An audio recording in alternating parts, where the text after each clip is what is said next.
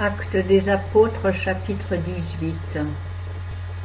Après cela, Paul, étant parti d'Athènes, vint à Corinthe, et, ayant trouvé là un juif nommé Aquilas, originaire du Pont, qui était nouvellement venu d'Italie avec Priscille, sa femme, parce que Claude avait ordonné à tous les Juifs de sortir de Rome, il alla vers eux. Et comme il était du même métier, il demeura chez eux, et ils travaillaient, et ils étaient faiseurs de tentes de leur métier.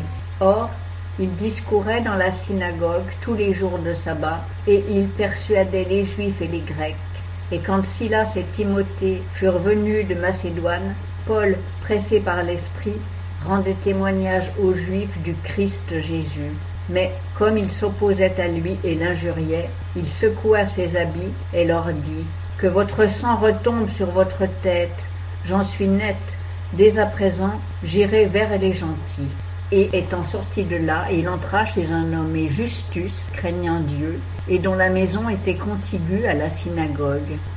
Et Crispus, le chef de la synagogue, crut au Seigneur avec toute sa maison, et plusieurs Corinthiens qui écoutaient crurent et furent baptisés. Et le Seigneur, dans une vision de nuit, dit à Paul, « Ne crains point, mais parle, et ne te tais point. Car je suis avec toi, et personne ne mettra les mains sur toi pour te faire du mal, car j'ai un grand peuple dans cette ville. » Il y demeura donc 1 an et 6 mois, enseignant parmi eux la parole de Dieu. Or, Galion étant proconsul d'Achaïe, les Juifs s'élevèrent d'un commun accord contre Paul et l'amenèrent au tribunal, en disant « Celui-ci persuade aux hommes de servir Dieu d'une manière contraire à la loi. » Et comme Paul allait ouvrir la bouche, Galion dit aux Juifs « S'il s'agissait aux Juifs de quelque injustice ou de quelque crime, je vous écouterais autant qu'il serait raisonnable. Mais s'il s'agit de disputes relatives à une doctrine et à des noms et à votre loi, vous y aviserez vous-même, car je ne veux point être juge de ces choses. » Et il les renvoya au tribunal. Alors tous les Grecs, ayant saisi Sosthène, chef de la synagogue, le battaient devant le tribunal, et Galion ne s'en mettait point en peine.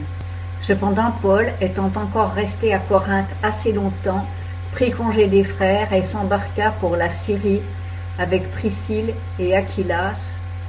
Il se fit auparavant couper les cheveux à Cenchréa à cause d'un vœu qu'il avait fait.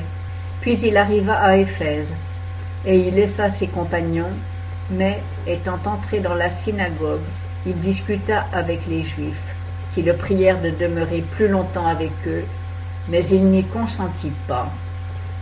Et il prit congé d'eux en leur disant « Il faut absolument que je célèbre la fête prochaine à Jérusalem, mais je reviendrai vous voir s'il plaît à Dieu. » Et il partit d'Éphèse.